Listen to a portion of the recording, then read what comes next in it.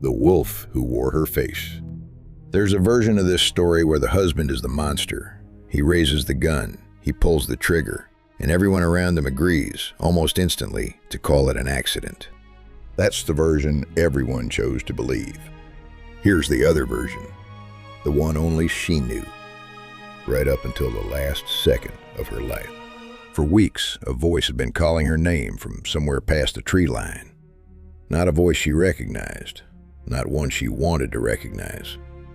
And every night, she found herself standing at the door with her hand already on the latch, unable to explain, even to herself, how she'd gotten there. She never told her husband. She never told the priest who tried to save her. By the time anyone else in this story figures out what she'd become, she'll already be dead. Shot in the dark by the one person who loved her most, mistaken for the thing wearing her face. This is a story about a woman who knew exactly what she was turning into, and told no one until it was too late for it to matter. Chapter 1. What's Killing the Village? Late Sengoku-era Japan, a mountain village near the Shimabara Peninsula, close enough to the coast that Portuguese missionaries had already made it this far inland. Autumn, the fields going gold, and something in the hills killing people. 7 attacks in 3 months, grave robbing first. Fresh graves dug up, bodies gone by morning. And then, worse, living people. A temple boy named Shozen had been jumped on the road 2 nights before and lived only because he'd swung a burning torch hard enough to make whatever it was flinch. The village had a working theory. Wolf. A big one, bold enough to come down from the mountains and lose its fear of torchlight, of people, of anything. Hunting parties had gone out twice already and come back with nothing. But Shozen kept saying something that didn't fit the theory. He said the thing that attacked him didn't look like a wolf at all. He said its face looked like a woman's. Nobody took a 14-year-old's panicked description seriously. Of course they didn't. A woman's face on a wolf's body is the kind of detail you'd expect from a kid who'd nearly died and was still shaking.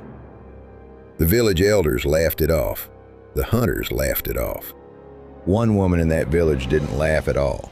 She just went very quiet and said nothing, the way people do when they already suspect the punchline and are hoping very hard that they're wrong. Her name was Oyo, and she was about to become the reason 2 families would never be whole again. Chapter 2. The Sister Who Saw the Blood. Oyo's husband was Yazaburo, a former samurai who'd given up his sword for a hunter's life after some disgrace the play never quite explains. The kind of vague shame period dramas love to leave just out of frame. He was gone most days, chasing the wolf the whole village was obsessed with, blissfully unaware that the thing he was hunting slept in his bed every night. Living in the house with them was Yazaburo's younger sister, Omio, 17, sharp-eyed, the kind of person who notices things and holds on to them a beat too long before deciding whether to say something. Omio had a secret of her own. She was seeing a hunter named Jinrō, in the kind of arrangement neither of them had worked up the nerve to tell her brother about yet. Normal teenage-adjacent secrecy. The kind of secret that feels enormous until you learn what your sister-in-law has been hiding in the same house. Because Omio had noticed something.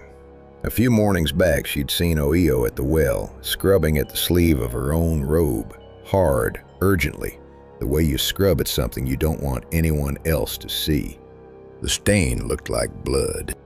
Omio didn't say anything. Not to her brother, not to Jinrō, not even fully to herself. She filed it away next to the small, uncomfortable pile of other things that didn't add up. How tired Oyo looked every morning. How she flinched at loud noises. How she'd started staring out the window after dark, like she was listening for something nobody else could hear. Jinrō, for his part, wasn't ready to say the word out loud either. Not to his best friend's face, not about his best friend's wife. But he'd started asking Omio careful, roundabout questions. Had she noticed anything strange? Had Oyo been acting differently? And each time, Omio gave a smaller answer than what she actually knew. Because here's the thing about a house with a secret in it. Everyone in it develops their own smaller secret just from trying not to look at the big one. And the big one was getting harder for anyone to keep not looking at. Because that same night, alone in the dark, Oyo was about to try to kill herself. And the thing that stopped her was about to become the last person on earth she should have trusted with the truth. Chapter 3. What she told the priest. Oyo made it as far as the riverbank before Father Moro caught her. He was a Portuguese missionary who'd been working his way through the region, converting villagers, Oyo included. Or at least, she'd stood at the edge of his sermons close enough to listen. He grabbed her before she went into the water, and when she fought him, when she screamed at him to let her drown, he didn't let go. He took her back to the small house he shared with his young attendant, Shokichi, sat her down, and asked her, gently but directly, what she'd done that made her want to die. And Oyo told him. She told him about the voice that started calling her name on a night back in July. How she'd gotten up, walked outside like she was still dreaming, and found herself standing over a fresh grave with her hands already digging. She told him it got worse from there, that the voice came back every few nights, and each time it was harder to resist, until resisting stopped being something she could do at all. That she'd start walking, and the walking would turn into something else, and by the time she came back to herself, it was already over, and there was already blood on her hands that wasn't there when she left the house. She told him about the 3 girls on the road home from the summer festival, how 2 of them had gotten away, how the one who hadn't gotten away was a 16-year-old named Ogin, a girl who came to Oyo's house 3 times a week for sewing lessons. I don't know if I'm still a person, she told him. In the daytime, I'm someone's wife. I know right from wrong. And then the sun goes down and something else wears my body around like a coat, and I can't stop it. And I don't remember agreeing to any of it. Father Moro listened to all of it without flinching, which, in fairness to him, is sort of his job. He told her this wasn't unheard of even in his own country. A person taken over by something else after dark, a wolf that wears a human face by daylight and something else by moonlight. He called it a kind of possession, a devil that had gotten into her the way devils get into anyone unlucky enough to be standing in the wrong place at the wrong moment. And then he gave her a small statue of the Virgin Mary and told her that if she prayed to it, really prayed with everything she had, she would be protected, that she could be saved. Oyo believed him. She wanted so badly to believe him that she said the words back to him like a drowning woman grabbing at anything that floats. She went home that night holding the little statue against her chest like it was the only solid thing left in the world. She didn't yet know that the statue wouldn't be enough. She didn't know that before the sun rose again, she'd be standing over the one member of her new family who'd never once suspected her, and that this time there would be no explaining away what was left behind. Chapter 4. The night the prayer didn't work. Oyo came home that night and told Omiyo she wasn't hungry, told her she was tired, told her gently to go to bed early. She'd bank the fire herself. Omiyo went, uneasy in a way she couldn't name, glancing back at her sister-in-law more than once before she disappeared into the back room. Alone, Oyo sat by the fire with the little Mary statue held tight in both hands, and she waited. She didn't have to wait long. The voice came the way it always came, not from any one direction, just suddenly present, the way a smell fills a room before you notice where it's coming from. She pressed the statue to her forehead. She said the words Father Moro had taught her, over and over, the way you'd grip a rope over open water. It didn't work. The voice got louder, closer. She kept praying, out loud now, desperate, her voice cracking. And the voice outside just kept answering her, patient, certain, like it had all the time in the world and knew exactly how this was going to end. She threw the statue to the ground. What happened next, the play doesn't dramatize directly, and honestly, it doesn't need to.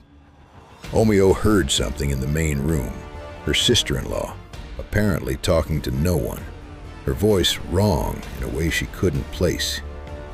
She got up to check. She found Oyo on all fours in the firelight, and when their eyes met, there was nothing in her sister-in-law's face that Omiyo recognized as her sister-in-law at all. Omayo ran. She didn't get far. The gate was locked. She'd locked it herself hours earlier at Oyo's request, and by the time she remembered that, it was already too late to matter. A neighbor, a farmer named Zenzo, heard the screaming from down the road. By the time he reached the house and called out, everything had already gone quiet. He found Omiyo in the yard, throat torn open, already gone. And when something came out of the bamboo grove to look at him, mouth dark, eyes locking onto his in the moonlight, Zenzo didn't stay long enough to describe what he saw. He ran, and he didn't stop running. And later, when people asked him what exactly he'd witnessed, he found he genuinely could not put it into words, which might be the most honest reaction anyone in this story has. Chapter 5. The Shot in the Dark. Word spread fast. Hunting parties poured out into the dark, whistles blowing, torches bobbing between the trees. The whole village finally certain they were about to end this thing for good. Yazaburo was already out there, had been all night, rifle loaded, more determined than anyone to be the one who finally killed a thing that had been terrorizing his village for months.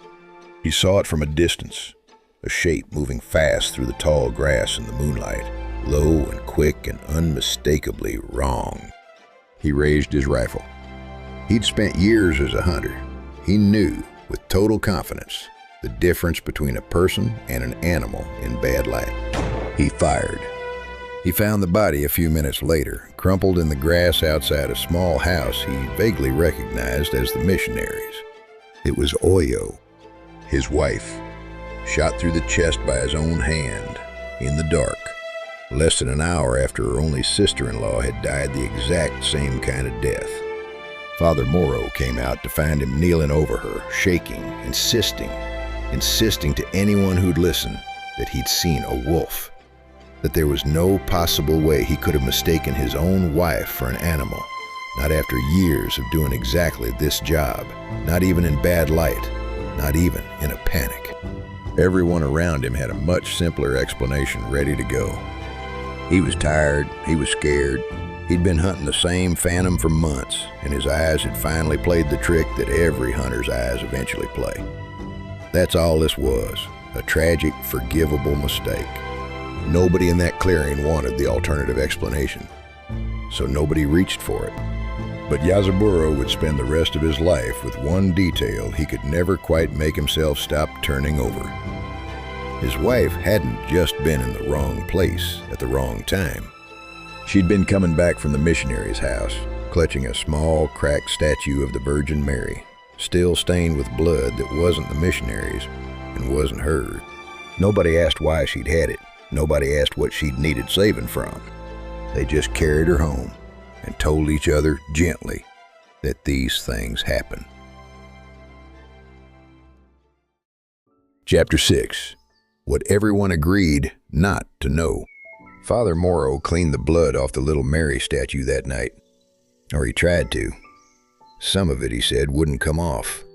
Soaked too deep into the wood grain. Or maybe it just felt that way to a man who suspected, more than anyone left alive, exactly what he'd been unable to save. He never told anyone what Oyo confessed to him.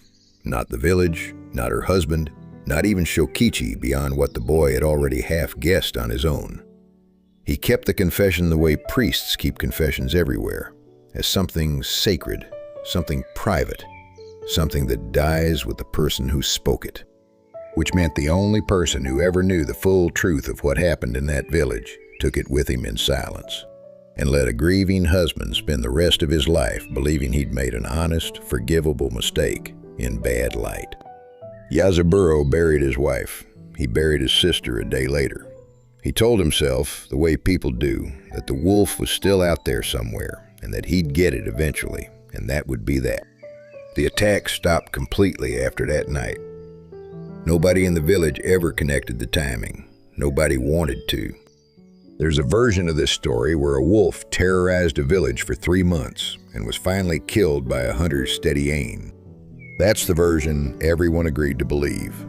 The other version is simpler and much harder to live with, that the thing they were hunting was already inside the house. that she knew exactly what she was, that she asked twice, once from a God she'd just met, once from a family that loved her, to be saved before it was too late. And both times, by the time anyone understood what she was asking, it already was.